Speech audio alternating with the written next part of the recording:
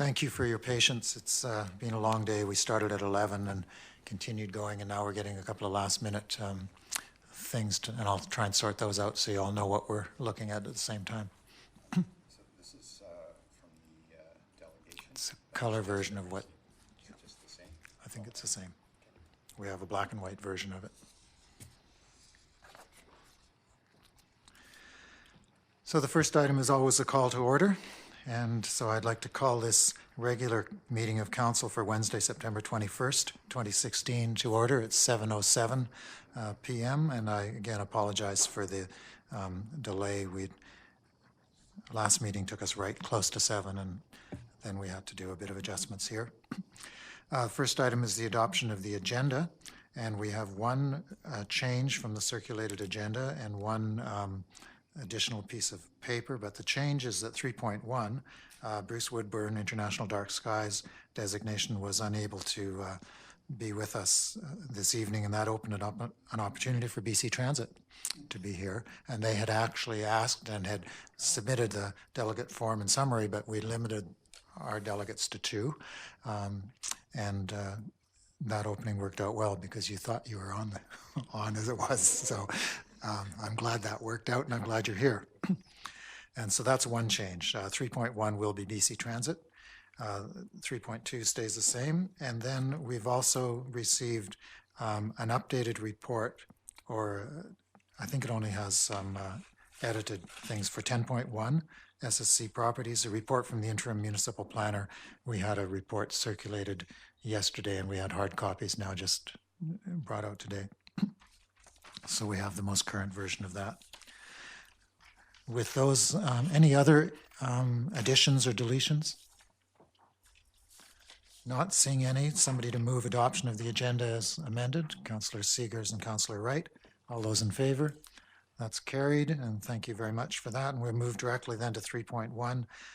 Welcome to our visitors from BC Transit. I recognize one of you, but not the others, so perhaps you could introduce yourself as well. Thank you. Thank you very much for the opportunity to be here today, Mayor and Council. My name's Rebecca Newlove. I'm the Senior Planner from BC Transit, covering the planning and routing and service changes for everything that is Sunshine Coast Transit Service. I'm also joined today by Myrna Moore, who is the Senior Regional Transit Manager for the system.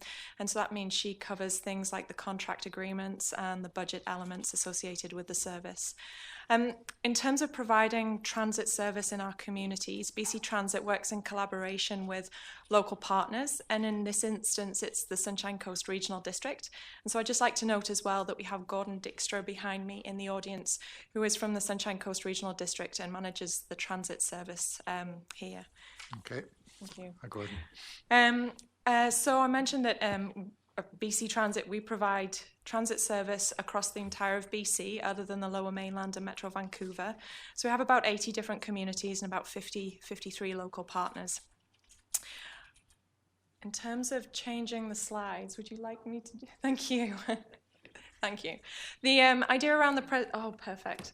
The idea around the presentation today, I certainly myself recently met with some of your staff, some who are generally relatively new, certainly to myself, who have been involved in the transit service in this area for the past 4 years. In the last couple of years, we haven't had a huge amount of expansion, given some of the funding freeze from the provincial side of the delivery of transit service. But we had recently announcements by the province and the federal government for additional funding that's coming for both capital and operational elements associated with transit. And so this is a perfect opportunity for us to be here and provide an overview of the service and the different service changes and expansions to come. So that's the intent. So I would like to just do a quick overview of the Transit Future Plan that provides the direction for transit service, then existing transit system, future service changes, and the expansion that's coming forward, which is quite major. So the Transit Future Plan was developed around 2012 and 2013 and was approved at the beginning of 2014. So it was about a 12 to 18 month process. Basically, it creates the plan for transit service over the next 25 years for the Sunshine Coast. It was a large collaborative effort with many members of the public, with key stakeholder groups, with the District of Sechelt and the Town of Gibsons, and obviously the Sunshine Coast Regional District. And it helps us to plan and identify changes coming forwards, and obviously budget elements associated with that as well.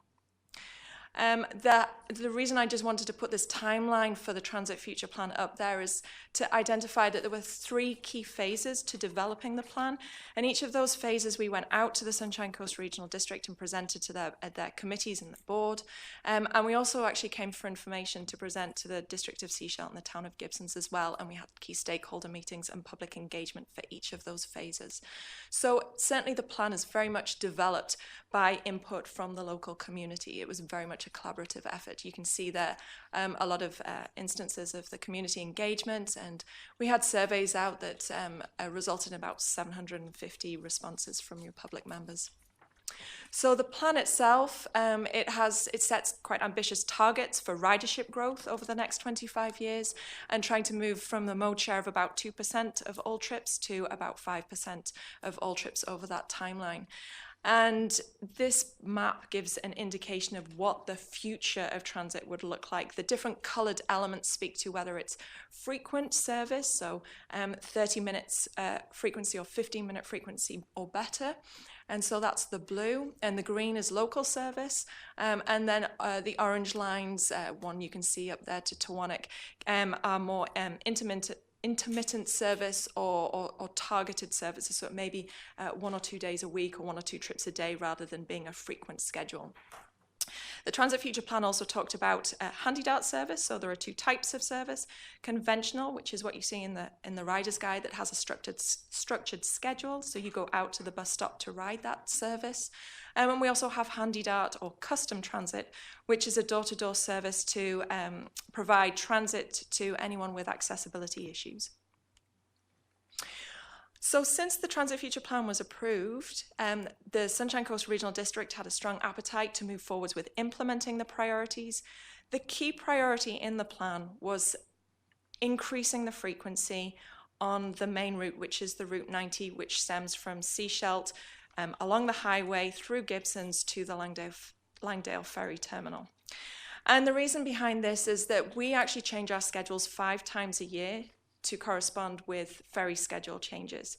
And over the recent years, sometimes as we've had ferry delays, it's very difficult to provide a transit service that can meet a ferry and satisfy our ferry customers, and at the same time try and be on time throughout the rest of the coast to serve all of the other passengers.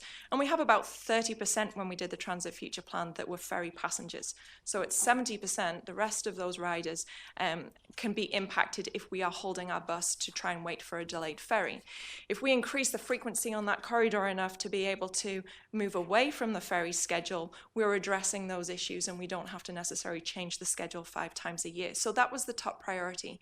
So in October 2013, we restructured the Rider's Guide to make it easier to start to implement that, and then we started to add additional service and additional fleet onto that main route. That main route really is the bread and butter of transit service on the coast. You also have some community routes that serve the local areas in Sechelt and Half Moon Bay and feed into that main route as well, or into Sechelt. So we've also had some quick wins in terms of we put some further coverage into West Sechelt. You've got development out in that area, and so we provided more coverage, which was received very well and has very good ridership on that route. And then as we try to improve connections between those community routes onto the Route 90 and the Route 1, which also serves Sechelt through Gibsons to Langdale Ferry Terminal. And then at that point, from a funding perspective, the province moved to a stage over the last couple of years at looking at optimizing rather than investing in expansion. So we did a variety of other projects as well. We launched our Google Transit Trip Planner. We streamlined the fare structure. We were trying to improve collaboration with BC Ferries to see how their improvements for their schedules were moving along. We did customer appreciation days, and there's constant monitoring reporting. And we also completed a bus stop accessibility assessment to see annually where we could make the best improvements to our bus stops to improve accessibility on the coast. So today, this is our existing transit system. We have 5 routes. The 1 and the 90 cover that main corridor along the highway between the key destination points in the community. And then we have West Seashelt, which is Route 2. We also have Seashelt Arena, which covers up by the inlet, and we have Half Moon Bay. In terms of performance, I'd mentioned that the route number 90 and the route number 1 are the key performance and key target ridership for the area. So we have approximately 86% of our ridership is on those 2 routes.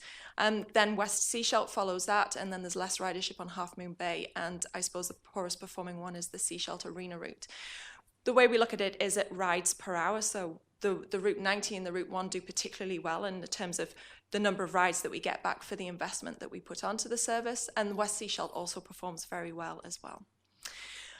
We have some constraints currently on the Route 2, 3, and 4. They are provided by a small bus, and it's actually one bus that goes around each of those routes.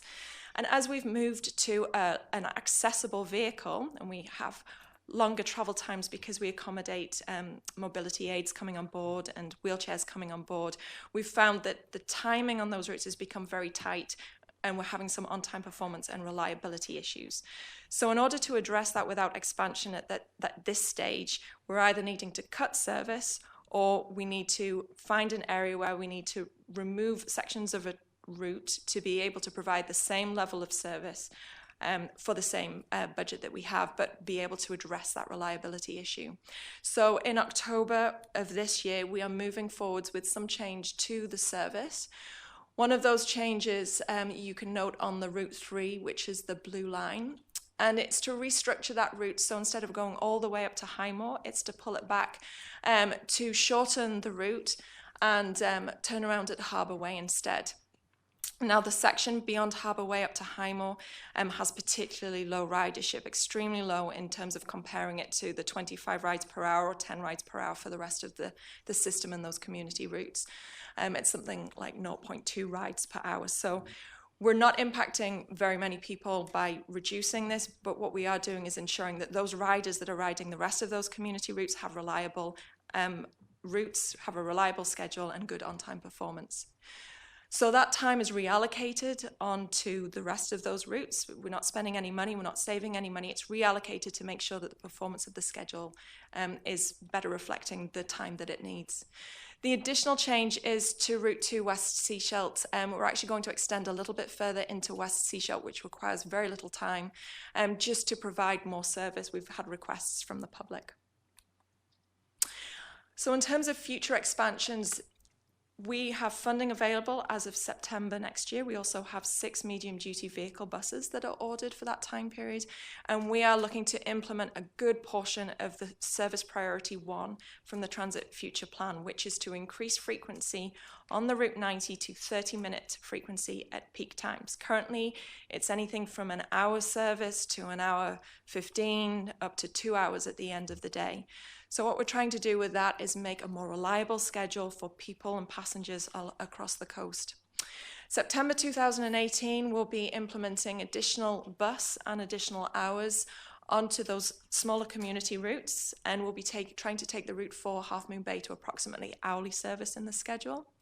And then September 2019, we have plans to serve Chatterlick School via Route 2 once Carey Street is completed. And certainly if Carey Street is completed earlier, we can discuss bringing that forward. And also introducing service to Pender Harbour. So it's improvements without expansion over this next year period. And then when we get to September next year, it's a major expansion and good news story for transit on the coast. So it was a very quick overview, and we're happy to take any questions, and we're obviously very delighted to be working with your staff moving forwards. Thank you very much for being quick. It was I could tell you were moving it along, but thank you. And I saw Councillor Inkster has some questions, and there may be others. Thanks. It's Rebecca, did you say? That's okay. Correct. Is there, whenever we look at transit on the Sunshine Coast, we look at sort of the ribbon I call it corridor service. I always have, in terms of not rapid transit. It would be neat if it was really rapid, but anyway. Is there much, you said there's planning, but other than that, going forward, there seems to be that seems to be the frequency of trips is where we're so focused, and it clearly is demonstrated in the number of hours servicing that route. It just seems to be a really strong corridor service, and you're doing neighborhoods. We'll see, I guess, at the regional district, Councillor Seegers and Councillor Lutz and Wright see the numbers on the usership outside of the corridor. I don't know how much it is up to the arena, but that's just an interesting part, how much planning you would have to do away from how well used the corridor is. And one question I had for you, and I guess also the transit manager who's sitting in behind you, is I've come, and I think a number of people have come to Langdale on a late ferry, and it's raining and it's dark, and if you're a walk-off passenger and you're going to jump on that bus, can you tell me that you guys guarantee late night pickup for those people that have to get off in the dark and in the rain at Langdale? Is your bus schedule such that you will make sure that those people are picked up? Because it's all about, at that point in day, it's all about safety, right? So that's what I've always wondered, and you're here, so I'm going to ask on behalf of the community. I've heard people express concern when they come back in the darkness late. We've all experienced ferry problems and interruptions, and sometimes it comes back real late. So I'm wondering if there's guaranteed service at that point. Through the chair, certainly up until recently, I can answer it and say no. What we have put into place as the ferry delays became more of an issue impacting us is we've increased our wait time at the ferry so that we would, you have layover at the end of a trip, which allows the driver to catch up should there be anything that impacts or delays the transit trip as it takes its journey. We've made it certain that we put our layover at the Langdale Ferry Terminal so that there's more chance that if the ferry is delayed that we've got more ability to have wait time there. We've added wait time into the system, which is obviously unproductive time, so it decreases the efficiency of our service. And the ultimate goal with increasing the frequency on that Route 90 is that when the bus goes and is reliable for the other 70% of the riders on the coast and is more efficient because we're not waiting at the ferry terminal, if your ferry is 10 minutes late or 15 minutes late, the next bus it's there in a much quicker time frame compared to what the service is now. It means it's quite expensive because there's a long distance between Sechelt and Gibsons and Langdale. What we implemented recently, and certainly with input from the manager behind me, was that we used some hours from the system to put some dedicated trips on a Friday to meet the late ferries for commuters that are coming in, where we had a 4-hour shift from a driver that said, we will wait for that ferry and we'll make sure we wait till that ferry comes in. So that was the case where we thought, if we were saying to the public, you're guaranteed that your bus is going to be there, would we see ridership increase? And we're just analysing the data from that now. And that's hopefully going to help influence the schedule that we put into place next September. Okay. I hope that helps. Any other questions from council? Thank you for bringing the update and for the update to the community on the changes coming in 2017, which we look forward to. Appreciate you being quick. Thank you. Thanks very much.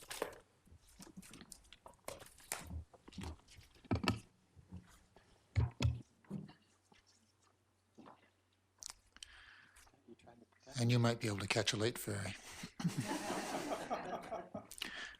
If you drive.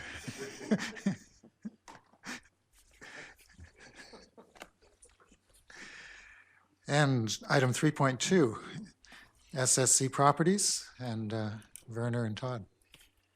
Welcome. As you push it first, and then when it's flashing, I'll make it permanent. There we go. All right, there we are. Hello again.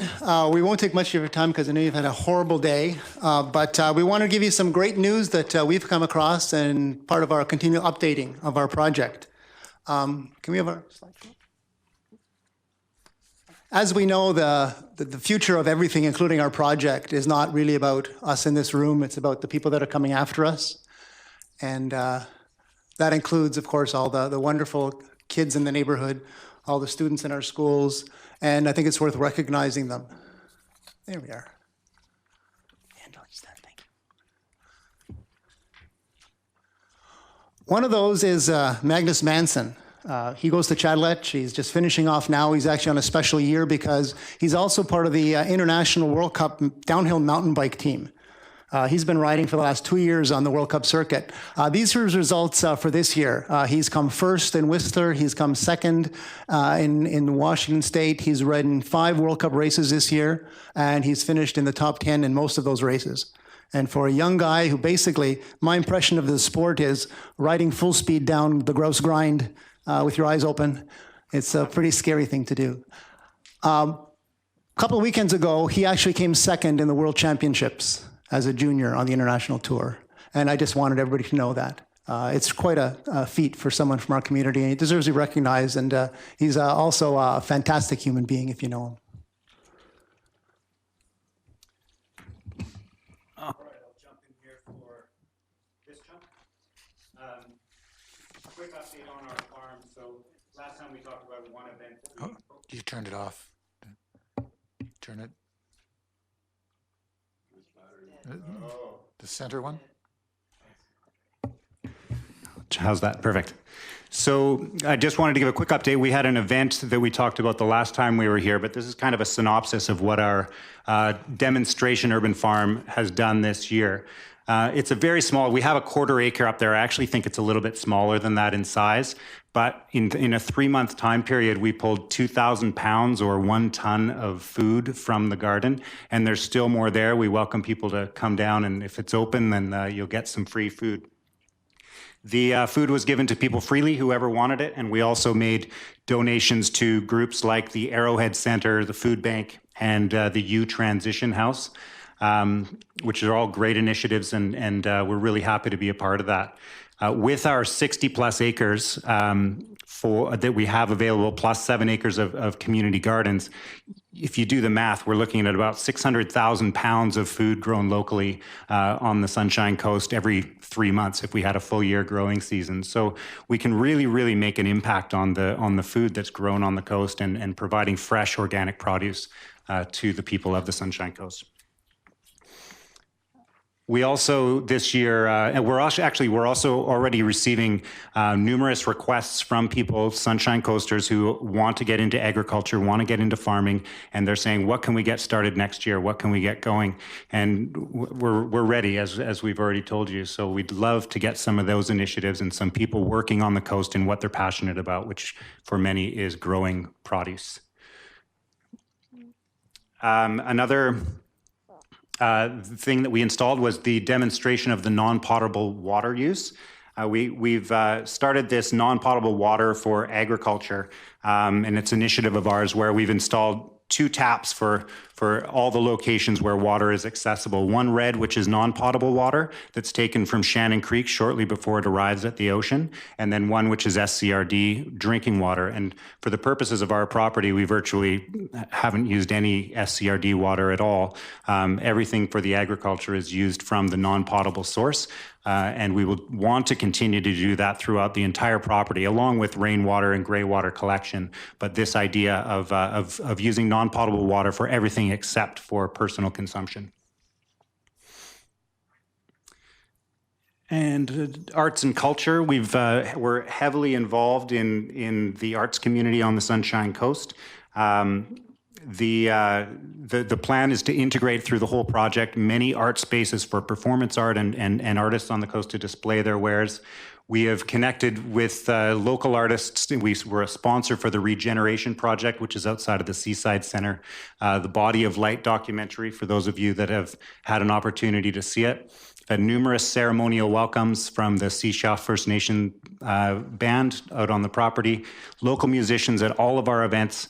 We're a lead corporate sponsor for the Seashell Arts Festival and also a venue for that event, as well as the Seashell Arts Crawl.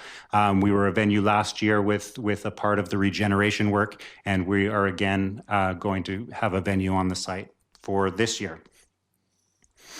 All in all, this project, it really does take a very strong step forward in creating sustainable, long-term community that's good for everyone, good for the planet, and good for teaching people how we can live sustainably on this planet.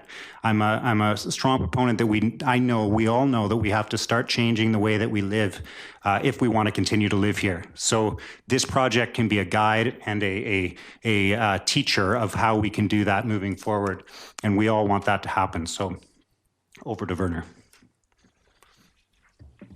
We had the opportunity a couple of weeks ago to participate in a venue one evening talking about the lack of, let's call it affordable housing for now, but there's many, many components of it. Everything from people that are at risk of homelessness or actually living rough, right up to people that can't find a place and as a result can't accept work here, to families that are looking for a place to rent that's reasonable.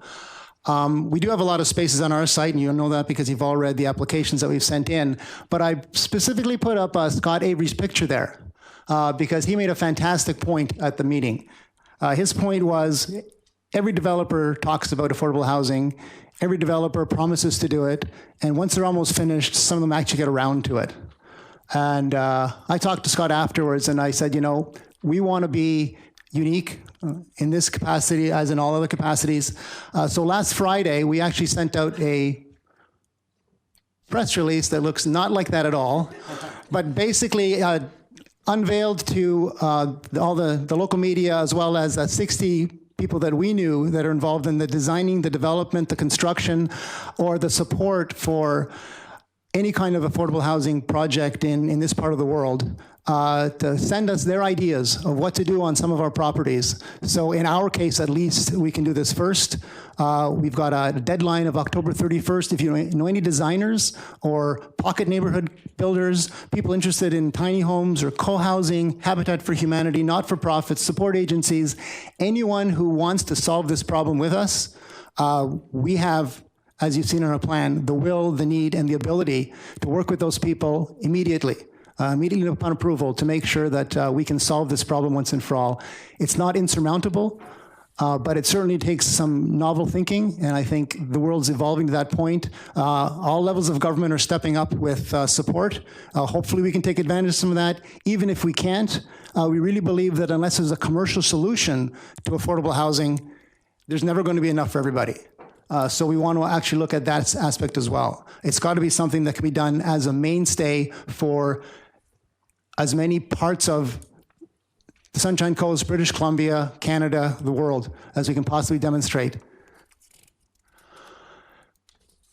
One last thing, you've all received an update package from the staff with respect to some errors that were involved in some of the documentation that's been passed around in previous meetings. There's two more points that aren't in your document that I'd like to make for you to consider. One has to do with the provision of a bike path to town. As you may recall, we were encouraged by staff to include the possibility of connecting to the Water Resource Center. Wasn't a bad idea in our minds either. In that event, we would have had to dig up the road and provide access both for recycled water as well as wastewater to the resource center down to Dusty Road from our property.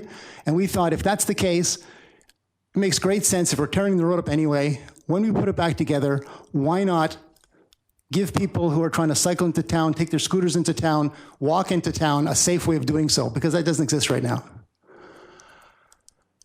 With the change in that plan, for a number of reasons, we no longer have the expectation of tearing up that road. We don't own the road. We don't have right-of-ways on the road. We can't expropriate parts of the road.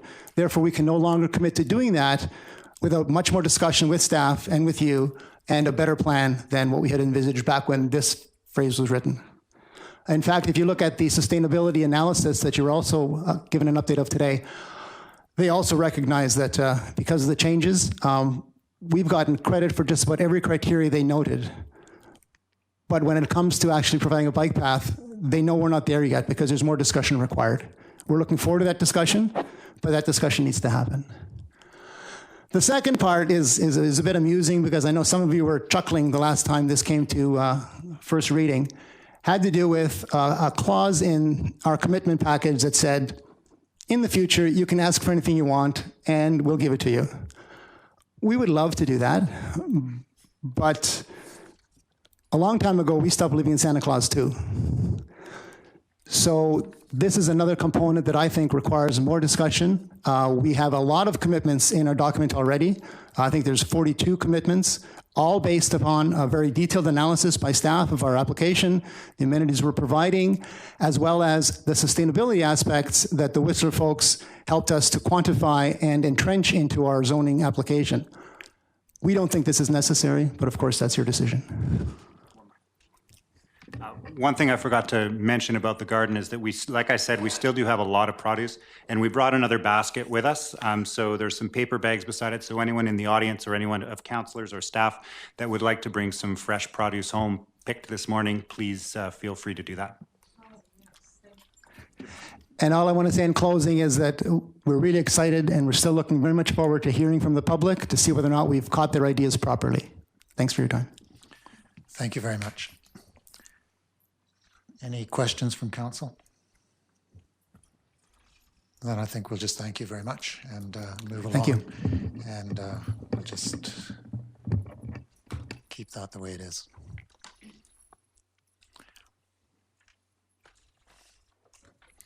Moving, there are no proclamations this evening, so we move to item 5, which is adoption of minutes of the previous council meeting. First being the minutes of the 4 p.m. regular council meeting, which is pages 10 and 11. Motion to adopt. Councillor Seegers, Councillor Lutz, all those in favor? It's carried. And then moving to item 5.2, minutes of the 7 p.m. regular council meeting of September 7th. Motion to adopt. Councillor Seegers and Wright. Any errors or omissions in those reports? I have a few really minor ones that I'll hand off later, like principal spelt the wrong way, and a couple of plurals that should be, one singular that should be plural, but nothing that I need to amend. And we've elevated our MLA in 2 instances to an MP, and there's only 1 MP, and probably Pamela can do that on her own without Nicholas's additional help. So those ones are on page 24. But I'll hand this in so you can see the. I didn't notice any other errors or omissions that others noted. If not, it's before us to adopt. All those in favor? That's carried. And moving then to the 7.1 summary of recommendations of the Finance, Culture and Economic Development Committee meeting of September 14th. First, a motion to receive. Councillor Seegers and Wright. Any discussion of those recommendations? Councillor Seegers.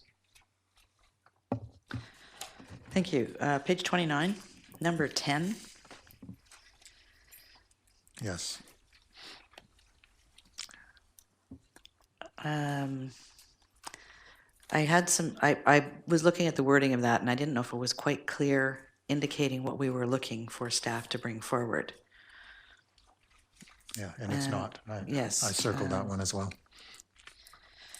So it's not that the amortization will be funded over the next 20 years, but in fact, there'll be a 20-year plan to cover the amortization and the structural deficit. So I'm not sure how we worded that, or I know what we want. So I think I took a stab at it. I just have to figure out where I put this in here. The Finance, Culture and Economic Development Committee recommend that staff suggest a process whereby the accumulated amortization of tangible capital assets be funded over the next 20 years. Does that say what we want it to say?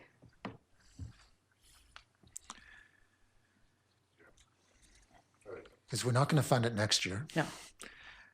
And we're going to have it funded far sooner than 20 years from now. But it was that 20-year plan that would lead us towards a full funding of the amortization.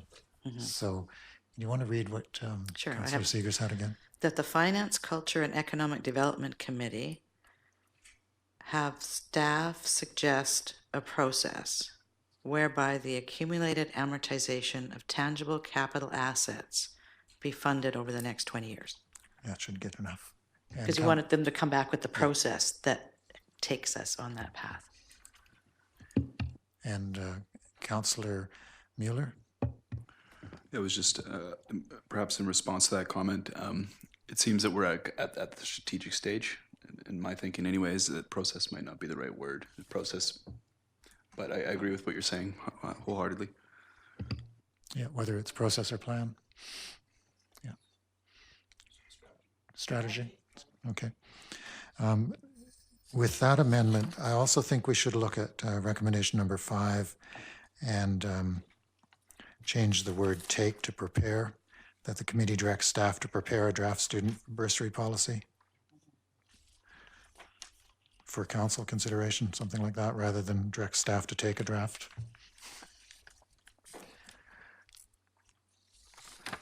If there's no other attention to specific recommendations, I would then look for a motion to adopt recommendations 2 through to 10 as discussed and amended. Councillor Seegers and Councillor Shanks, all those in favor? Those are carried. Thank you. Any other business arising from those? No. Moving on to item 8.1, zoning amendment for the Gaines property, and we have a report from the development planner, page 30 to 42. First, a motion that it be received. Councillors Wright and Shanks, all those in favor? That's carried. And to speak to it, our Director of Development Services. Thank you, Your Worship. This report is before Council to present recommendations from staff for a rezoning application for the property located at 6801 Sunshine Coast Highway, following a statutory public hearing. Just as a reminder, this is a rezoning application in West Seashelt for a single-family lot, requesting a rezoning from a PA1 to an R1 zoning. During the public input phase of this rezoning application, we received no written submissions from the public. And during the public hearing, which was held on August 24th of this year, the only applicant that spoke to this proposal was the property owner, and he spoke in favor of the application. Based on that, staff are recommending second and third reading of this bylaw tonight. And just as a reminder, because there's also a development variance application related to this application as well. If the second and third readings for the zoning bylaw amendment bylaw are granted by council tonight, staff will aim to bring the development variance permit application to the same council meeting as the adoption of the bylaw. And that comes with a report, the variance permit? That's correct. Any discussion? Councillor Mueller? Thank you, Worship. I wanted to provide a few comments on this. I think we were all somewhat impressed that there was less public feedback on this than I had expected. This particular property, it's on a very popular beach, and I think I learned a few things from this one that maybe warrant some comment. This particular application came in below height. It also had an extensive tree plan. It protected the beach forefront in the best possible way in the design, and it's just interesting that there was almost no public backlash with regards to this particular project going forward. And so I'm taking note of that. It seems like when you come forward with a very moderate plan that respects some of those key features of Seashelt, that the community is quite receptive. Well, I take it that you then move recommendations 2 and 3? And seconded by Councillor Inkster, and now Councillor Inkster would like to speak as well. Thank you. Yeah, I think with this property, there will be less seasonal intensive use just based on this change of use to residential. But I also noted, I don't know if you can confirm this, Andre, but that there's a beach access, isn't there, right next to it? Yep. Yeah. So it's it's a good spot. Nice low bank. So, yeah.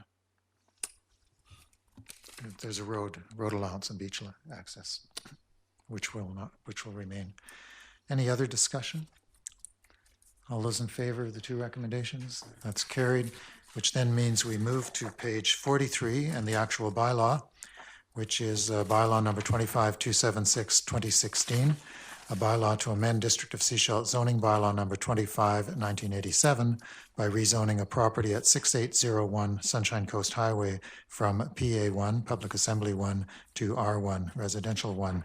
And the second reading is moved by Councillors Seegers and Wright. All those in favor? That's carried. And third reading is moved by Councillor Seegers and Lutz. All those in favor of third reading? That's carried. Thank you very much for that. And I forgot to ask for debate at second reading, but didn't see anybody jumping in. We're now at new business items 10.1. And we got an updated report from the interim municipal planner, man of shifting titles, so we want to make sure we get the right one for the day. First, a motion to receive the report. Councillor Seegers and Inkster, all those in favor? That's carried, and then we'll turn it over to Mr. Vance to speak to the resolution and the appendix. Your Honor and members of council, this is a report to identify a number of minor edits and technical errors that were included in the April 6th council resolution and to correct them. The first is on item 3, the preamble directing staff to prepare a zoning bylaw amendment is actually inconsistent with the zoning bylaw, which is currently at first reading, and should refer to building heights and building masses limited to a maximum of 8 stories and 25 meters over 50% of the building footprint.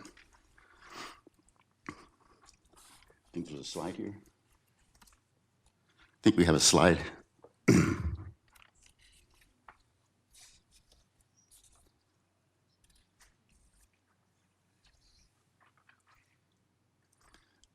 Now, the maximum height only refers to, the 2 buildings, H and I, adjacent to the road.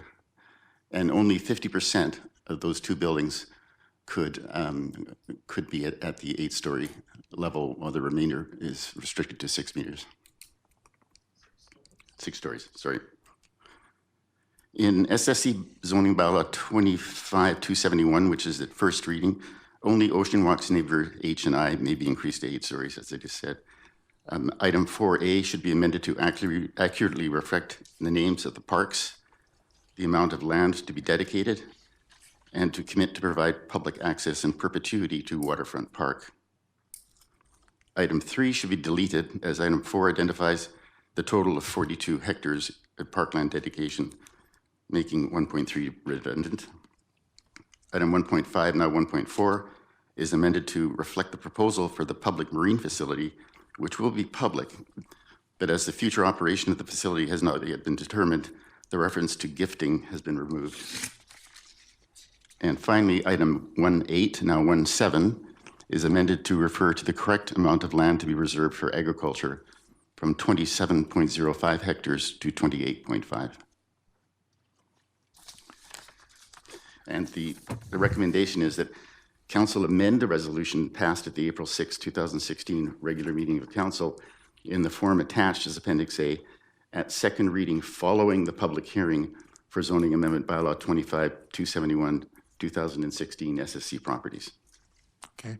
I'm actually going to suggest, for 2 reasons, that we have some discussion and then refer it back to staff. One reason, because the proponent just identified 2 more amendments, and I think that requires negotiation with staff and not with council. So having brought it to our attention, I didn't want to enter into discussion about bike paths or that other amenity or sustainability features identified by the Council of the District of Sechelt, which will be almost impossible to give up having it there. So I'm sure that will require some discussion. And also, we've just been learning as we read through this that what's called a minor technical amendment was that 8 stories, which at the time was 6 stories, and apparently was 8 stories once before. And council probably still needs to look at the original bylaw that we passed, because it caught us all when we looked at that today or yesterday, some of us. one or two on the weekend, but most of us don't get to it till Monday night and Tuesday. We couldn't understand how a two-story jump could be considered a minor technical amendment. And I see Andre's lights flashing on, so maybe you can speak to whether that's appropriate to send it back for negotiations, but also clarifying the 6-story, 8-story, 6-story story narrative. Thank you, Your Worship. So the reason why we wanted to take this report to council now is to clarify some of those issues, because the previous bylaw, as it was read the first time, identified the 8 stories, but the report itself spoke to the 6 stories. So that's the inconsistency. So we wanted to make sure that council is aware of that inconsistency and is aware, as this application is moving forward, as to what is being proposed. On the 2 items in particular that are, I guess, being proposed, as staff, we looked at it, and our preference is to keep those in the proposal at this point. I think it's something that we can discuss with the proponents one-on-one, perhaps amending those, but certainly I understand where the concern is around the vagueness of one of those, but we want to have that as, at this point, as the ability to have some flexibility for maybe other sustainability, tools, especially since the other one is being proposed to be removed as well. Okay. So pulling back my words a bit, you feel that with these amendments and clarification, this just makes it easier to get it in front of public hearing faster. And then if there are concerns about whether 6 stories is what we assumed or 8 stories, that can be discussed in the process up to and including hearing from the public on it? Or? So I think our intention is to be clear as to what's being proposed, and the bylaw itself proposes an 8-story or up to an 8-story in those locations. And we've given that first reading. And that's correct. So we just want to be clear as to what council has actually given the first reading to. And again, that's important to have as information moving forward generally, but certainly before the public hearing. And Councillor Mueller and then Councillor Seegers. Yeah, I think, thank you, Worship. I think my question is more towards how we found out about this error. Was it by reviewing the auditory records, or was it by matching up the different paperworks and realizing there was a discrepancy, or was it raised by the proponent as something that was left off in the resolution? Go ahead. Through the chair, it was a concurrent realization because we were coming up with the bylaws and preparing for moving the other reports to council on the traffic impact analysis and on the geotechnical. We were pulling everything together, and we did notice the discrepancies. Okay, and I wanted to know because I don't think that a small town like this really deals with a whole bunch of applications of this size. And I do remember the last time that this came before council, it was on the only harder day than today. And we ended up cutting the council meeting short because there's just too much. And when you go through all the different items, it's almost too much to fit on a single agenda. There's a lot to look through, and I definitely, I feel for staff having to deal with all that and to walk council through all that, and then additionally for council to understand all that and make informed decisions. So, anyway. April 6th was a long day. We actually adjourned the meeting and carried it over to the next week. I went back and listened to the YouTube. Terrible, terrible punishment for a mayor to have to listen to a meeting again, but I did just to try and figure out what had happened that night and what we had discussed and what we heard, and it wasn't clear from the video recording either if council was fully clear, because of course it's on paper and not necessarily all discussed. So I'm hearing from you that though it's better to take recommendation 2, amend the resolution, and that'll keep this moving forward. So Councillor Seegers, your comments on this? Thank you. Through you to staff, my question is, why would we amend this resolution rather than rescinding the first reading and then do first reading again with the new information? Good.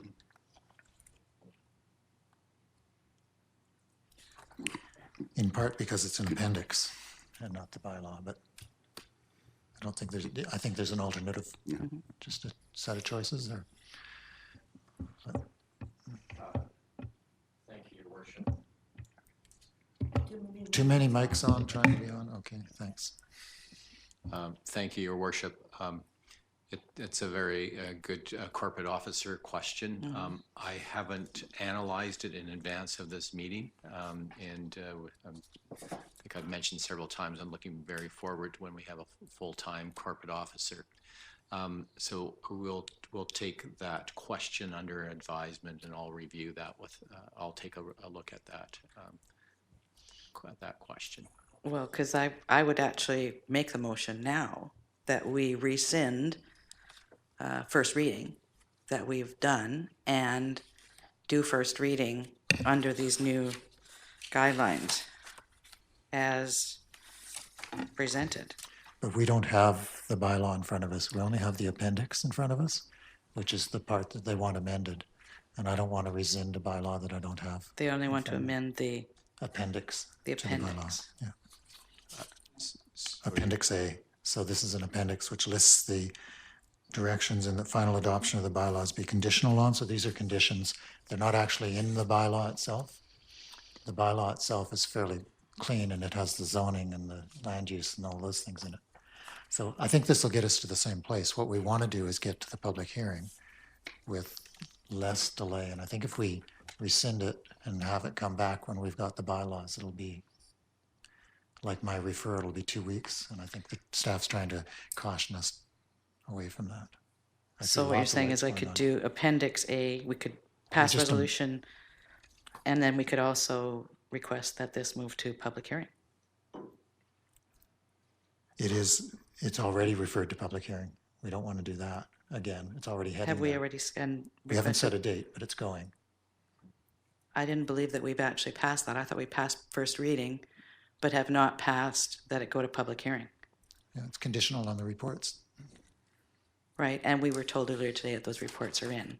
but they're So, not in front of council and they're not complete. The work on those has not been complete.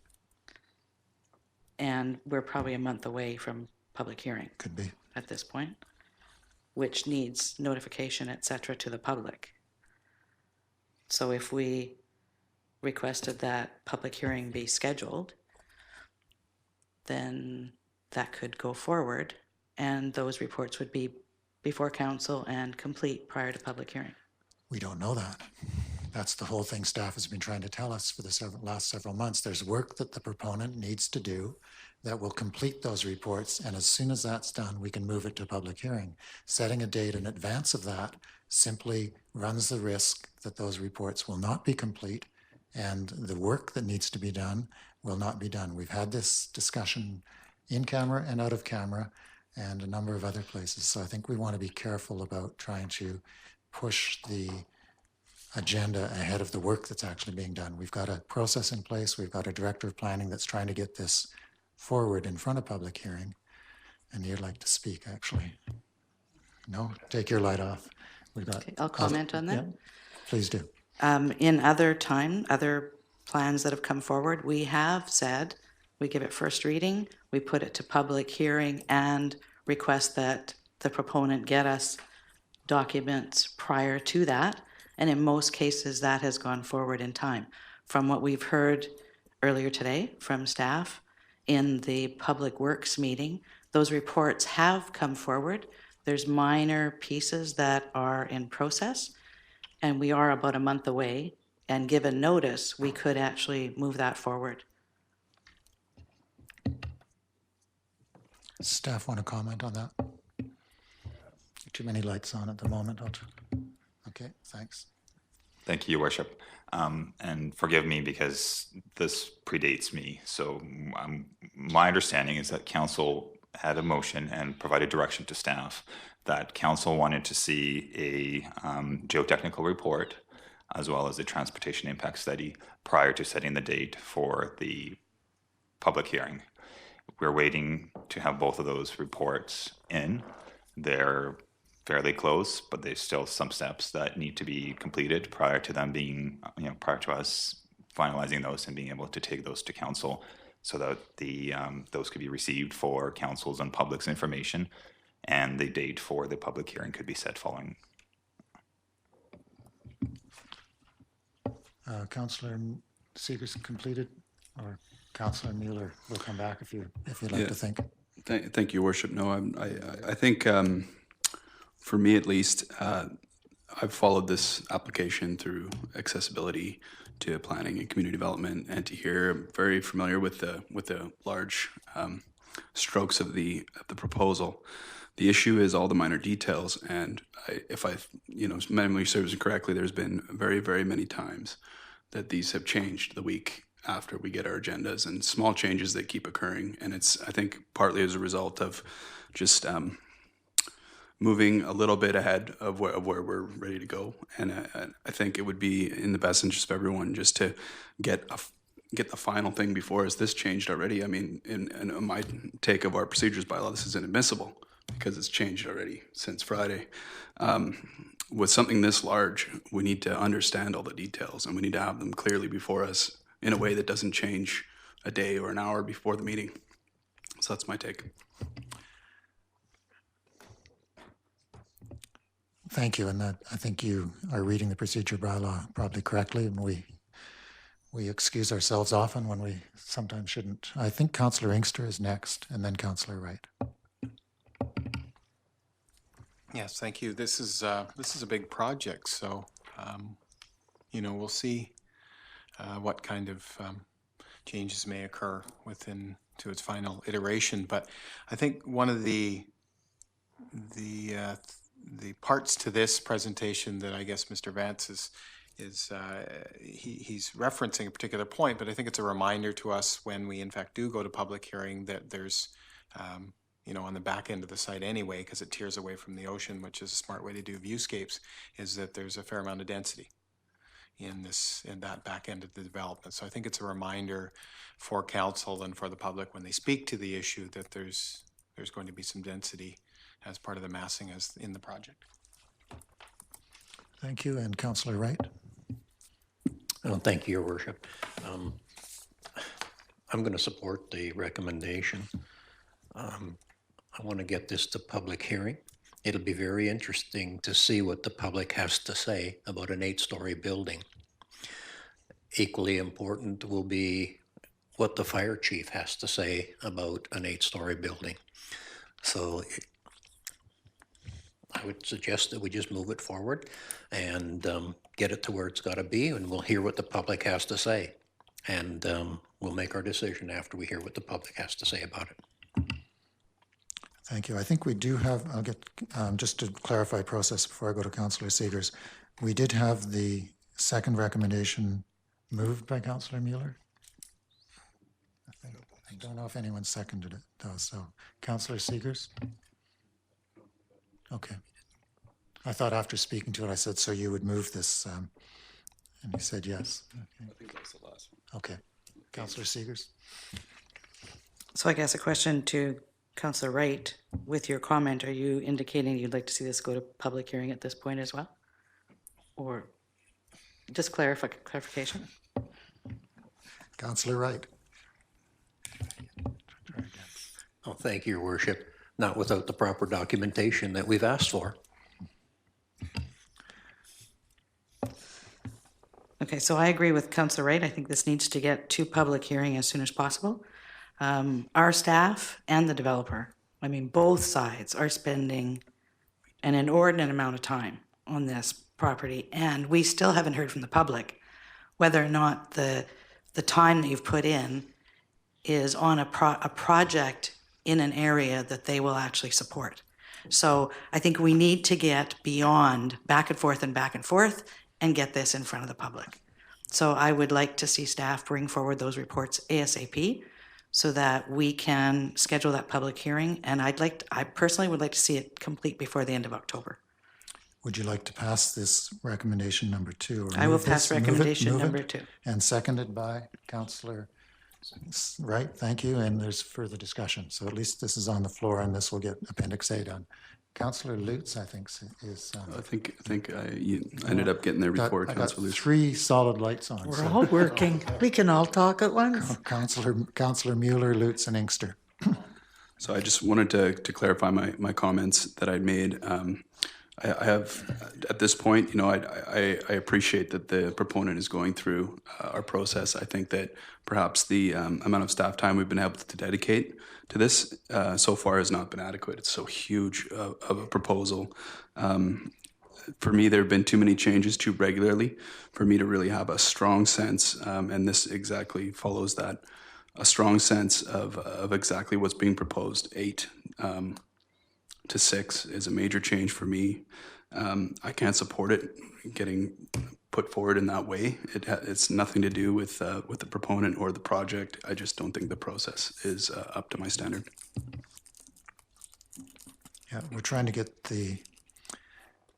it to meet your standards. Councillor Lutz.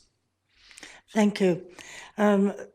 I too want to see it come to a public hearing, but not until the public knows what's coming in front of them. And right now they're thinking 6 and we're hearing 8.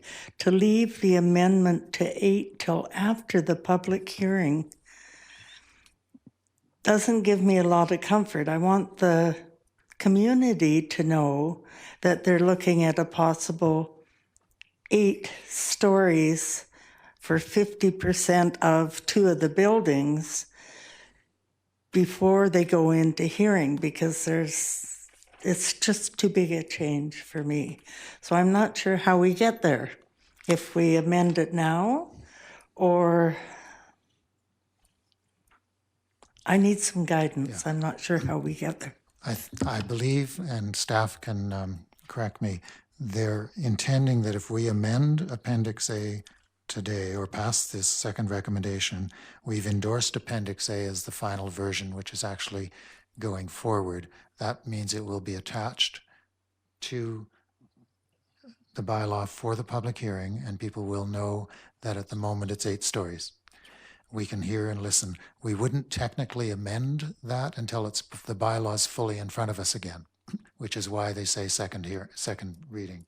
So there might be other amendments at that point too, because we've gone through public hearing. There might be lots of different changes, but the technical reason for asking us to endorse it tonight is to get it in front of the public as what the proponent originally intended, and for us to be prepared at second reading to make the technical and legal requirement if at that time it's appropriate. But it's precisely to meet your needs and the others' needs so everyone can discuss it at the public hearing with the same number for 25% of a small part of 2 buildings in the back part of the property. So if that's the understanding and we have the recommendation in front of us, is there further discussion before we vote on the motion that Council amend the resolution passed at April 6, 2016, regular meeting of Council in the form attached as Appendix A to be done at second reading following the public hearing for zoning amendment bylaw number 25271, 2016.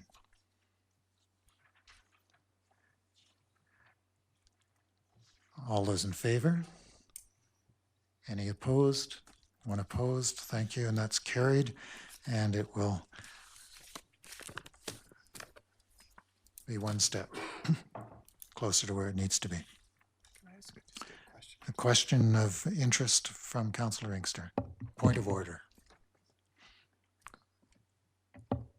I hope next time, just because of the nature of this plan and the development, that and I don't know if it's possible, I'm just through you to planning staff, that when they propose an amendment to a resolution that includes an appendix, that they, if possible, clearly delineate the particular sections that they want our attention to be drawn to. If it's in fact, in this case, an 8-story issue, that it would hopefully be part of the recommendation, so it's clear to us and to the public reading the documentation that that was the piece that was needing to be changed.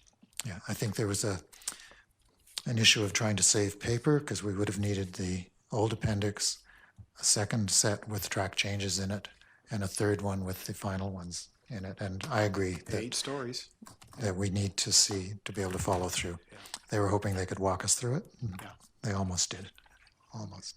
Oh, Councillor Seegers. Yeah. Thanks. Thank you. I'd also like to see versions on these that come out to us. Right now I have 3 versions of this document, and none of them say version 1, version 2, version 3. We were handed another one tonight.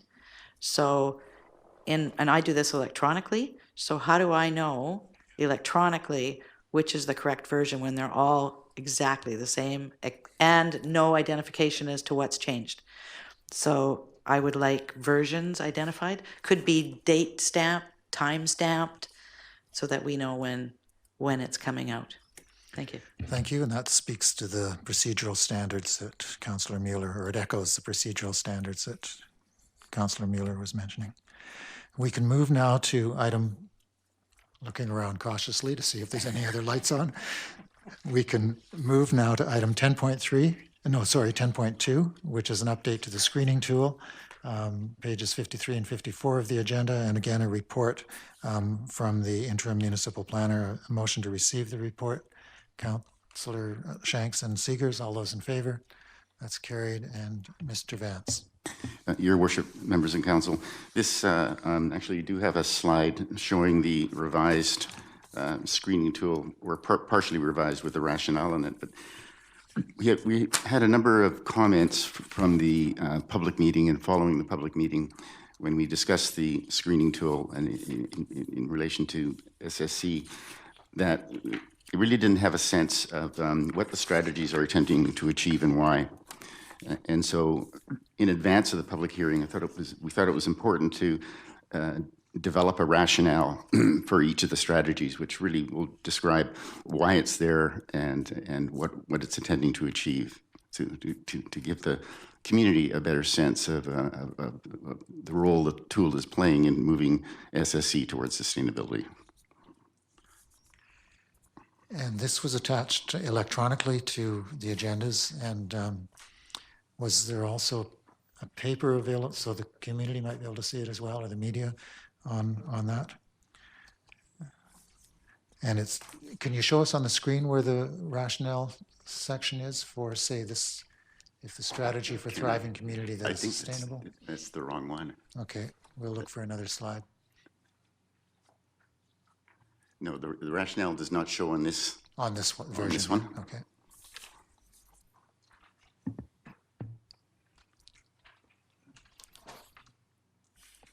We're sure it's a good improvement. We'd just like to see it with our own eyes. It's on that one. Could you pass that down to me? Oh, okay. Yeah.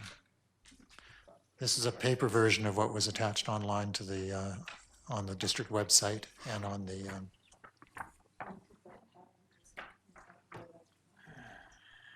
okay, so we've got a 1, 2, 3, fourth column in rationale. So on each one of the items, or for each category, there's a rationale, and then you repeat that with each criteria so you can follow through what that is. So there's 6 new rationales, because there's 6 categories. There's a new rationale for each strategy, and there's over 80 strategies. Over 80 strategies. Some of the rationales do repeat themselves because they're really for the same reason. Okay. And this was developed by staff and by the Whistler Sustainability? Yes. Councillor Mueller. Thank you, Your Worship. I was very pleased to see this rationale included in here. It as maybe some council might not recall when we've seen this previously, is that this screening tool may potentially be used for future developments. Yeah. And I looked at the rationale and immediately thought that's a very good table to have, not only in this planning document, but in other ones as well, because it provides just the perfect input for the creation of business cases. And it's something that I think we can probably use to better effect moving forward. So I'm happy to see it here. Yeah, that was the intention, and I look forward, like others do, to seeing it used in some of the ones that have come through very recently. And then we'll actually see how useful it can be when it's used, say, for RTC properties or some of the senior care homes that we're seeing in front of us. And then we'll really be able to compare what is going in the right direction and what isn't. This was received for information. Are there any further questions or comments? Seeing none, I'll move on to 10.3, which is appointment of approving officers. And the recommendations are on page 55. And first, motion to receive the report from the CAO, Councillor Seegers and, right? And all those in favor of receiving the report, and I'll just give the CAO an opportunity to speak to it if you'd like before we go directly to 2 and the rest of it. Thank you, Your Worship.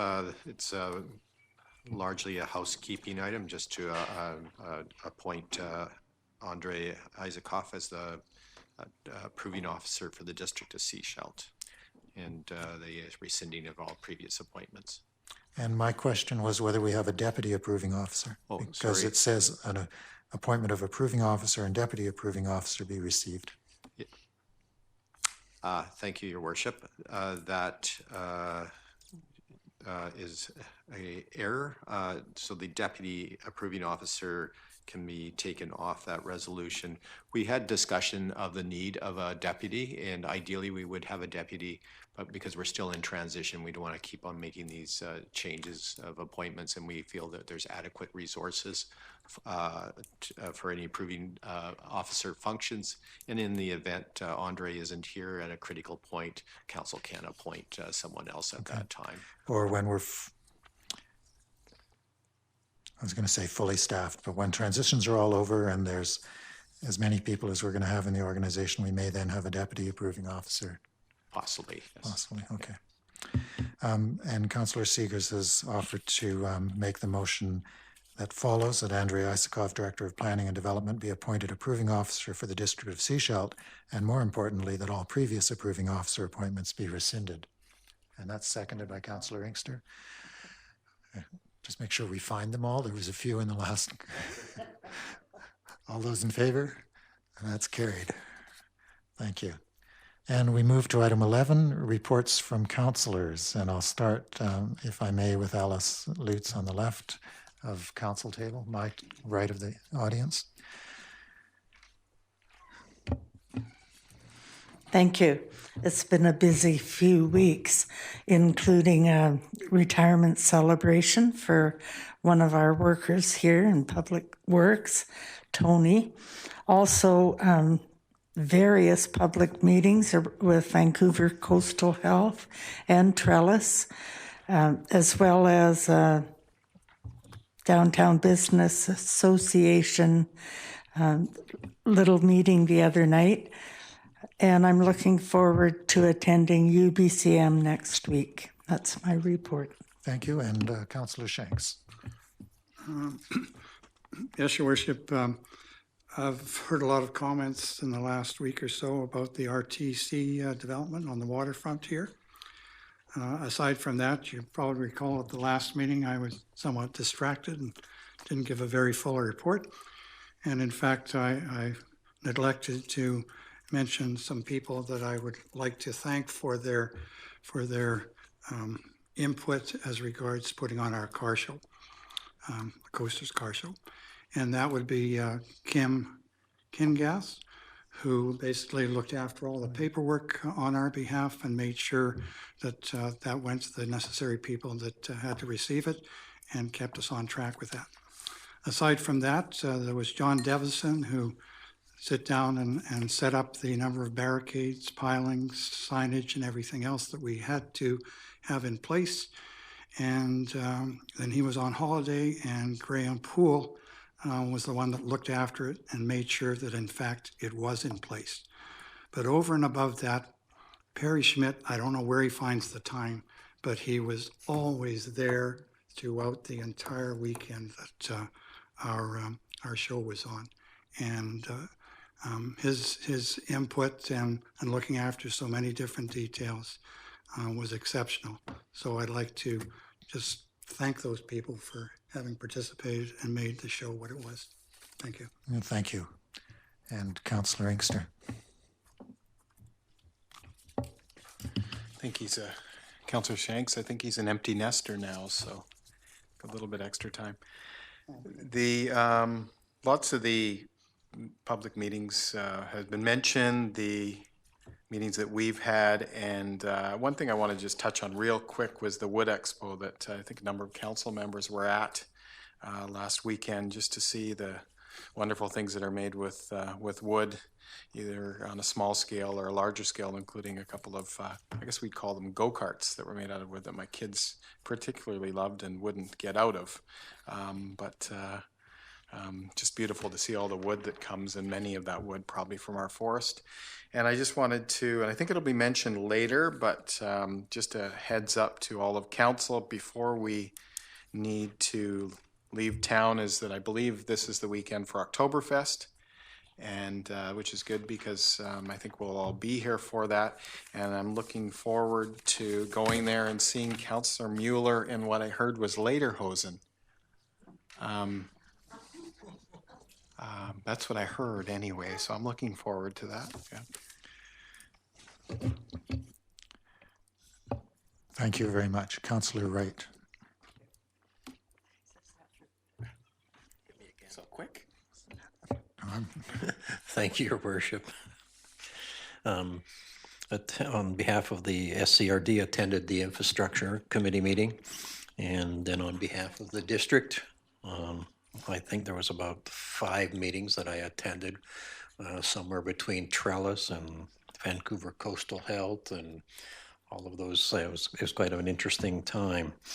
Had a meeting with the West Sea Schultz Community Association. Attended the Mental Health Art Show. Attended our Finance Committee. And then I also had a meeting with the consultant regarding the management change that we're going through within our organization. And I've had lots of comments about RTC, and I'm really surprised. But thank you. And Councillor Seegers. Thank you. SCRD, number of meetings there, planning, development, infrastructure, board meetings. We also had a regional hospital district board meeting. And this was following the public meeting that was held by Vancouver Coastal Health. So on the Monday, they had the public meeting, and on Thursday, they came before the Regional Hospital District Board. So I have a little more information on that in my SCRD report. So I did attend the Vancouver Health public meeting. I also attended the Trellis public information session. SDBA around town, they had one of the RCMP officers there who did a presentation on fraud and also introduced their new executive director.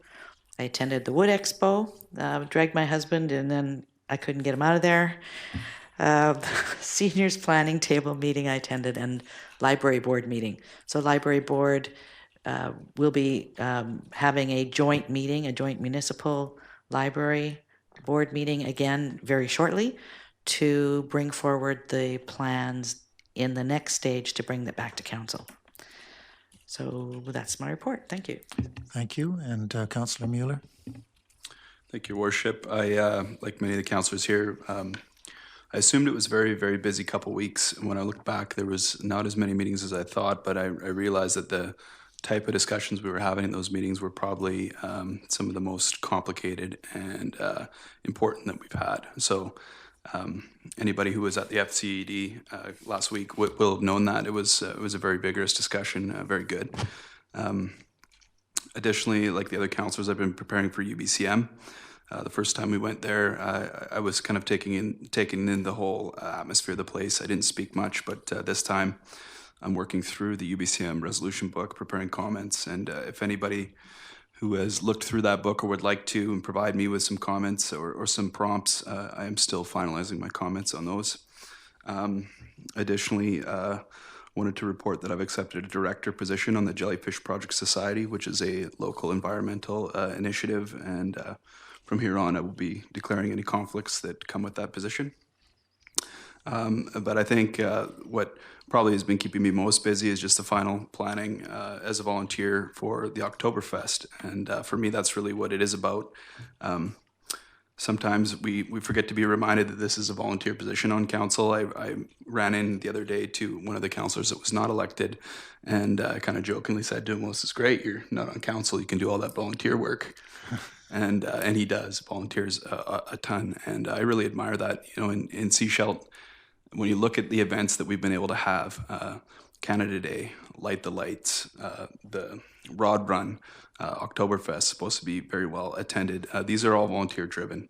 And I think that's kind of the essence of what makes this town great. We're achieving so many of the objects off our strategic plan, and it has nothing to do with work at Town Hall. It's just people showing up to do it, and it's fantastic. So I'm looking forward to that, and we'll see you there. I'm actually going to correct Councillor Inkster. I don't actually have lederhosen for anybody who shows up and is disappointed. I just have my grandfather's Alpen hat. That's it. So, and my grandmother's recipes. So.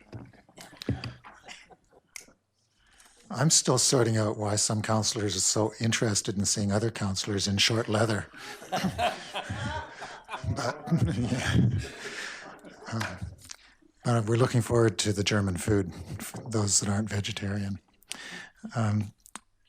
I attended my first meeting as a liaison with Davis Bay Community Association, which was a comfortable meeting, but there were a number of questions about the Selma Park Road Highway 101 interchange and the driving on that, which is basically a one-lane road because only half of it's in our district. And that will come before council in a while. And given how busy the 2 weeks have been, and there's been a number of unusual developments. It rained on Saturday, so the annual Davis Bay picnic was canceled. We got a free couple of hours, which is how I looked at it. But it was disappointing for those who had planned for several weeks to actually put together the picnic. And then 10 o'clock, it was just a deluge, just coming down. So that was actually one event that didn't go forward. So moving on to SCRD board report, and there is a little bit more on this report. Councillor Seegers will probably speak to the groundwater and the health.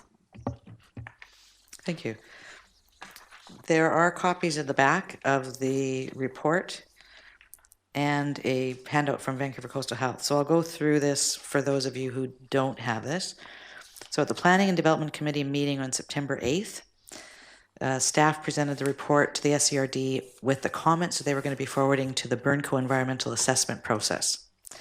And so if you go into the agenda package from that day, you'll see that. The next one I thought would be of interest. Staff recommended that the SCRD board send a letter to the Ministry of Forest, Lands and Natural Resources Operations indicating they had no objection to the approval of an application for a permanent telemetered real-time seismic monitoring station and wooden helicopter landing pad for the purpose of monitoring, investigating, and reporting on natural geological hazards such as earthquakes, landslides, and tsunamis. The structure is already in place in a remote location in Area B, and there's a map in the agenda package. It was previously used by BC Hydro as a repeater station to provide communications for operation and maintenance of its electric power system. So that's new. The director from Area F requested that staff bring forward information on how to extend the fire service boundaries, and that's in response to the recent fire in the Port Mellon area that was outside where the family lost their house. Board meeting September 8th, and I'm bringing this to council and to the public, that the SCRD board has been asked, along with the other regional districts that are in the same BC Ferry Authority, to develop and submit by November 18th a list of 3 to 5 nominees to fill a position on the board of directors commencing April 1st, 2017, and that's for a 3-year appointment.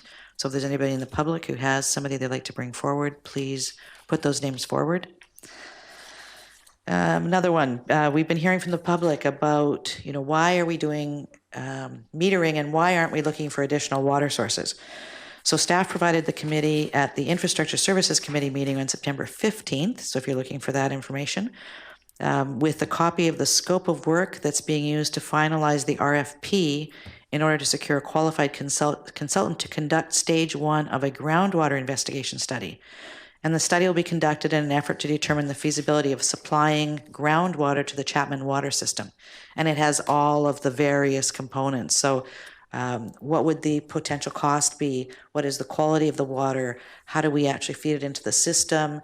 What's the reliability? What's the impact on other sources. It's very comprehensive. There's about 2 pages of criteria. So if you're interested, go to that. And I indicate in here it's on attachment A, pages 6 and 7. And then Regional Hospital District Board meeting of September 15th.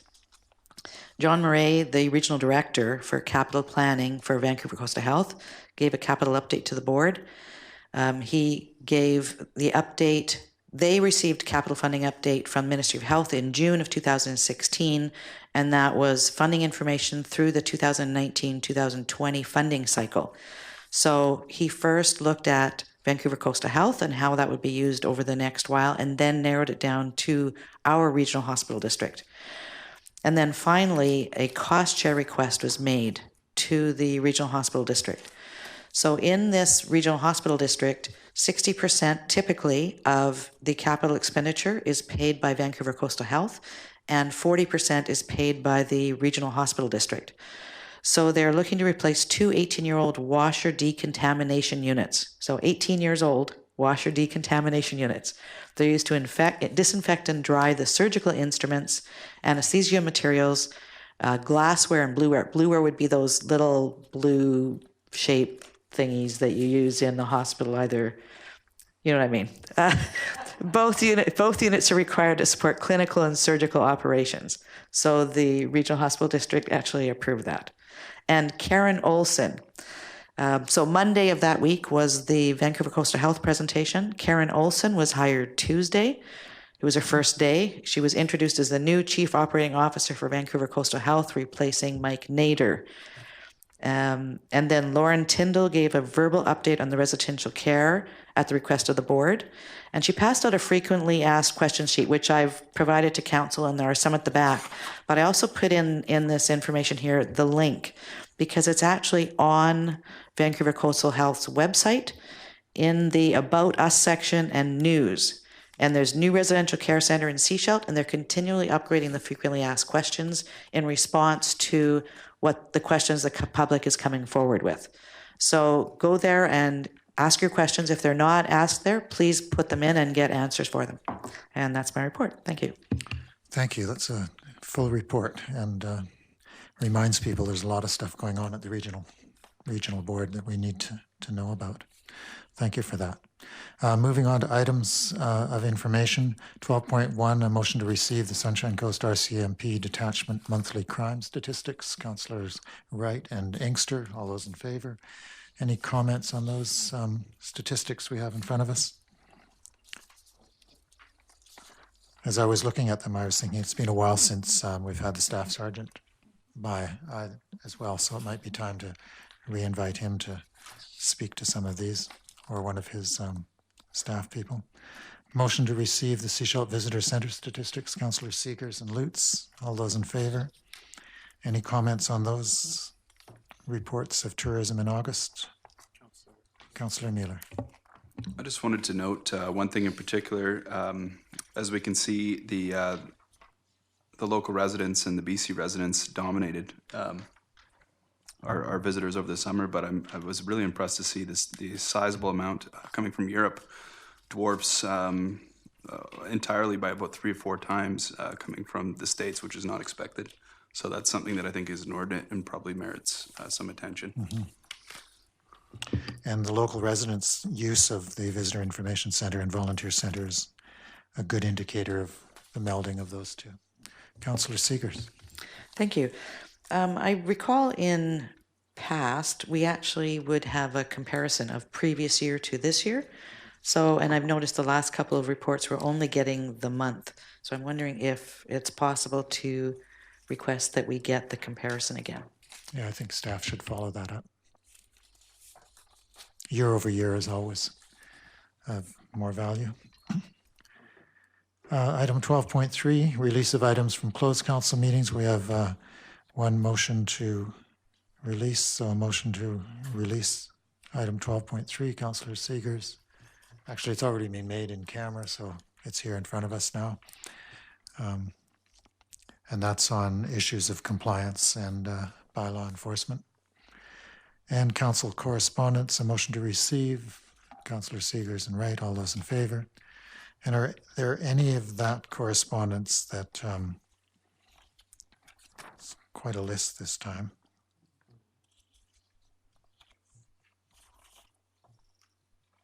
The opening of the Sunshine Coast Museum and Archives after being closed for renovations is coming up. There's that invitation there for those who are going to be on the coast at the time. And Councillor Seegers?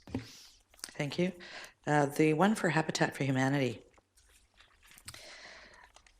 I seem to recall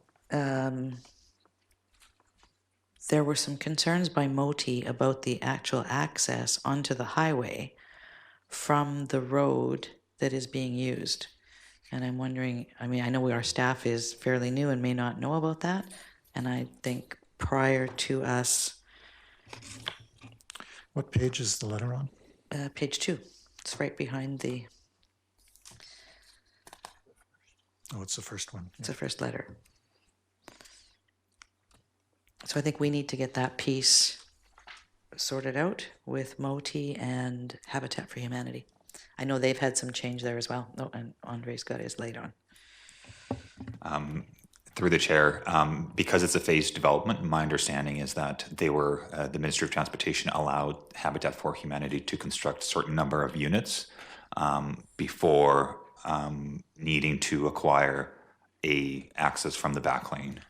So they're still within that maximum allowable unit count to still be able to access off the highway. Although to continue to expand, they are planning to talk to and implement further phases. They are planning to talk to Ministry of Transportation and Infrastructure. Yeah, from informal conversation, that was my sense. They're reaching their limit, and they know they have to start finding a way to complete those phases. Councillor Mueller. So could we address the request in the letter then? I didn't want to put that forward if this was not something... Well, I didn't know where they wanted the dust control. Probably on the road going into the... Which means the driveway. Right. Because there's only one access now, and it's all on private property. Yes. I don't know if we even have dust control measures. Through to the Director of Engineering. So with regard to dust control, this would be considered as an in-kind donation and really should go through the process with council with regard to in-kind donations and similar things through that program.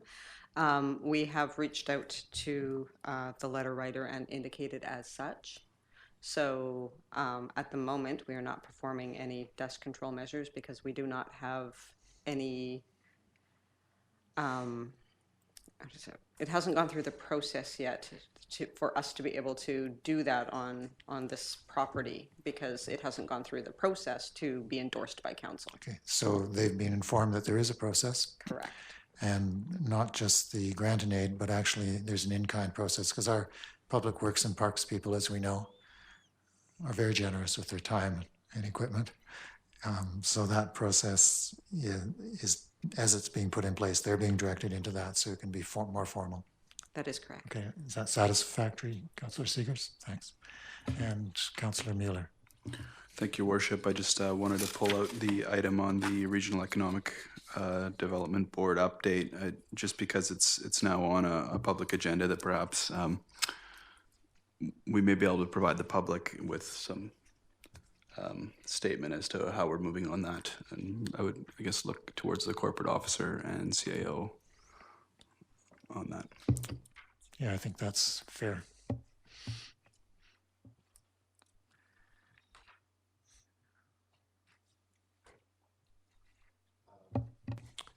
Thank you, Your Worship. I can report that at the administrative level that we are working on next steps. I don't believe I have the prerogative to give any details on that at this time.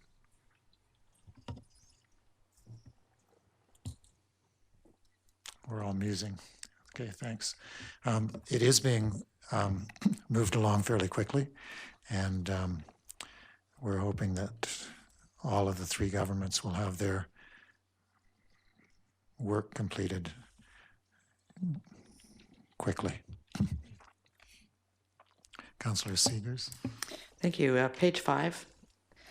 I believe in a previous meeting, we referred this issue to staff, and I just want to confirm Yes. that they're working on that. That's short-term rentals. And then page 10.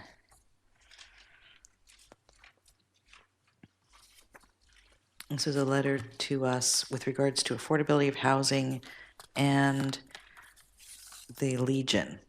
And I just want the community to know that there are processes going on behind the scenes. That's all I'm going to say at this point. There's a number of options that people are trying to pursue with regard to the Legion site. Some Legion members might know, some might not. Yes. But back to the first question, which was on the short-term rentals, that is being collected and managed somewhere on Director of Development Services. Through the chair, so we are keeping a list of various priorities. That file itself, the question of housing or having some sort of a housing strategy, which would include affordable housing, nightly rentals, shared economy, diverse housing stock, all of the whole package is a very large subject, and that requires pretty comprehensive discussion, public engagement, strategic thought. So staff are well aware that this is an issue of importance both to council and the community. It's on our tracking sheet of issues to address, and would have to be discussed in the broader discussion around strategic planning and priorities for the, I guess, the community as a whole and council. Yeah. And Jennifer Burgess's letter on page 5 talks about the need for an amended bylaw. In fact, we don't need an amended bylaw. It's a compliance issue again.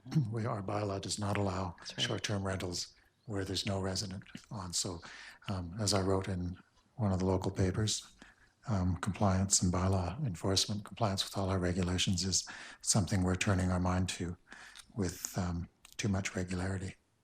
So one of the things we want our public to know is that we do have, unlike Regional District or Town of Gibson's, we do have a short-term rental bylaw in the District of Sechelt. And so if people have complaints, they can call in and our bylaw officers can deal with those. Okay. Yeah, that's good. Page 14. And this is just through our chair to staff with regards to the demonstration garden. This is in response to the development proposal that's coming forward on the property by Snicket Park. So that raises a question. We're getting a lot of email on RTC properties. Does that fold into the public hearing, or do people like the Sunshine Coast Botanical Garden have to reiterate that at a later date, or is this information that goes onto a file that sort of is worked on early by planning? Through the chair, our plan was to compile all the communications related to this file and to bring it to for councils and public's information as part of the public hearing information. We've received pretty broad and varying comments on this application. So again, our hope was to bring it to council through, I guess, a comprehensive package where all the information is going to be collected as part of the public hearing presentation. Yeah, so some of this information, though, like this one in the Botanical Gardens, are very important for planning staff and the developer to know, because they can take this into consideration and deal with it in the application. They can say, yeah, of course, we're not going to start destroying these kinds of amenities. But if they're not, so that's the question. We're getting quite a bit in immediate response. And some of the things that we're hearing about are very easy to deal with at the application level before it gets to first reading, before it gets to, they can be dealt with by the time we get the next concept drawing, because it's a concept drawing that caused all the attention. So as far as the demonstration garden is concerned itself, my understanding is on the public road right away. So as the road is expanded, my understanding is that it was always understood that as the road is built, the public garden was a temporary use. Again, this kind of feedback and direction from council moving forward can perhaps assist, but certainly my understanding or the understanding of planning was that it was a temporary garden in the road right away until the road, such time as the road is can be built. So once the road is built, the community garden could no longer stay in that location because it's a road right away. Now we're also aware, and we've had some feedback from the public regarding fairly substantial, significant trees on the property. So we're making sure that those, and working with the applicant to make sure that those are, logged, numbered, and whatever trees could be saved and protected are protected. And the applicant is very much cooperative in those endeavors. And your choice of words when you said logged, you meant cataloged? Catalog, sorry. Log doesn't, Make sure logged in the book, not log doesn't cut, yes. Make sure they're logged. They'll look after that. But this draws, what I think this may draw, in terms of community values, it may draw attention to the fact that not every road right-of-way needs to be built to the edge of the right-of-way. There's ways to soften development to take into consideration just a softer, greener ways of looking at that particular road, which right-of-way, which is a pathway that, yes, it needs to accommodate the new growth, but it may not need to be turned into something like inlet or ocean. It could be turned into something else. That's all they're asking as we think about that. Anything else from correspondence? Then we're finally at motion to adjourn. Thank you, Councillor Seegers and Inkster. All those in favor? 8:45. Thank you for your patience this evening. There's actually a question from media, and that, well, go ahead, you're first.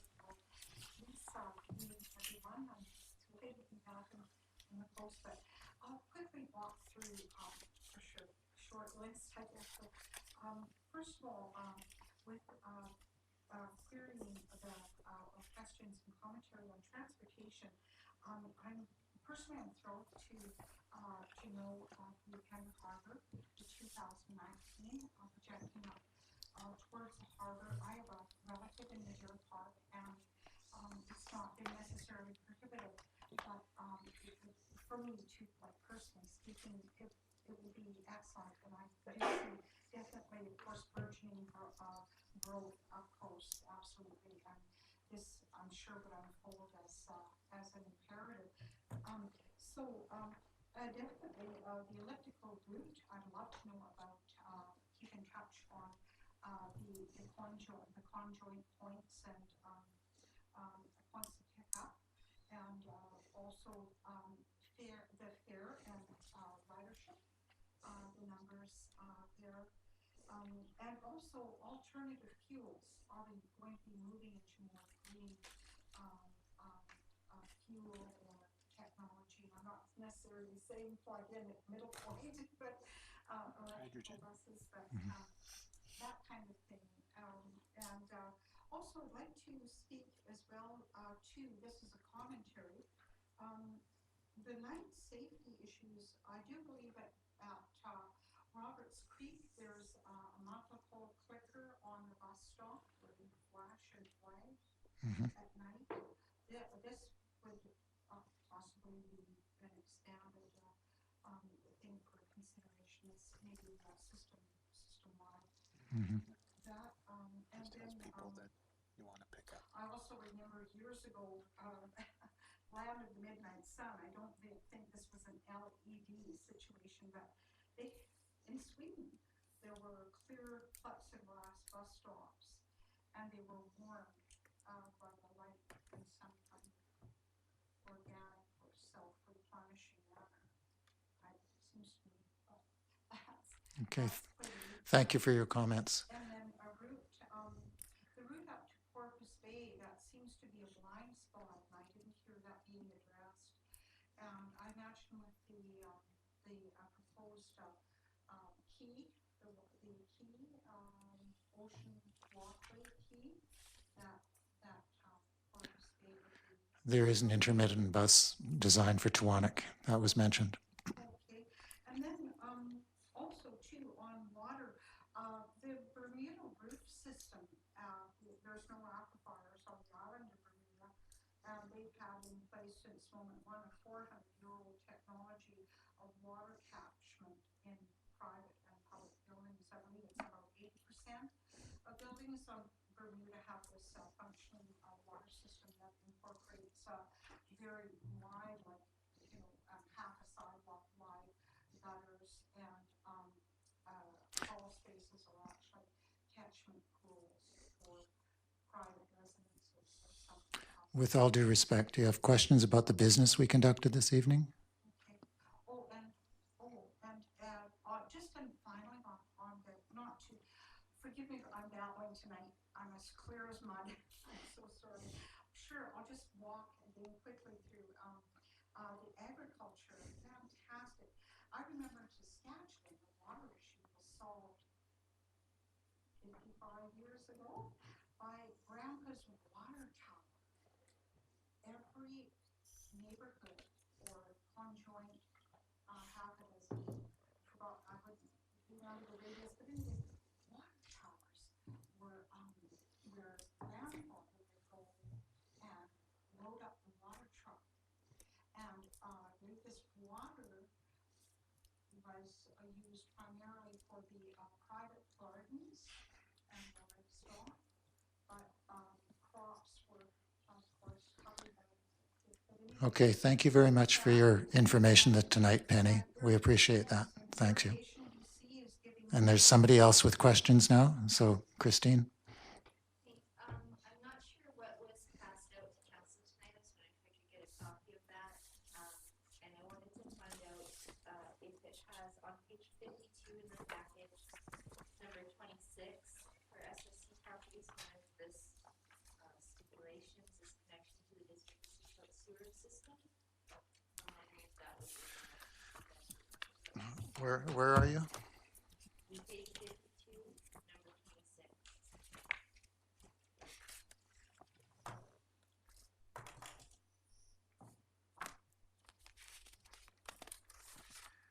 I would think that's.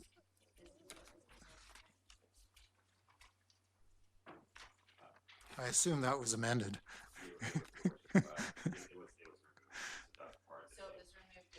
That's part of what Councillor Mueller was speaking about, of getting things on the agenda and then getting them amended and changed. And yeah, by then we had already replaced that one. But thank you for pointing that out, because I would have liked the, people to know that. Any other question, Todd? I just want to remind people to grab some food. Oh, good idea. And that we'll all avail ourselves of that. Okay. Yeah, eat it. Thank you very much. We'll see you again in a couple of weeks.